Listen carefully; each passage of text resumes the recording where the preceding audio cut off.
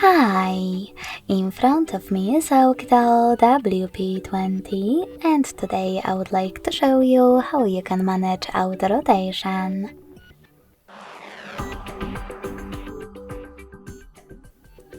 Begin by going into Tab menu and looking for Auto Rotate shortcut.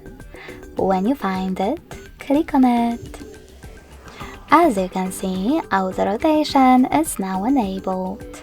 In order to disable it, click on the same shortcut again. You can also go into Devices Settings, scroll down just a bit and access Display. Then scroll all the way down, click on Advanced and scroll down again. Lastly, tap on this switcher next to Auto Rotate screen to turn it on or off.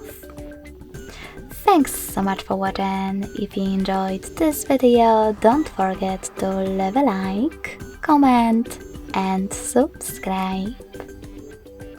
Bye!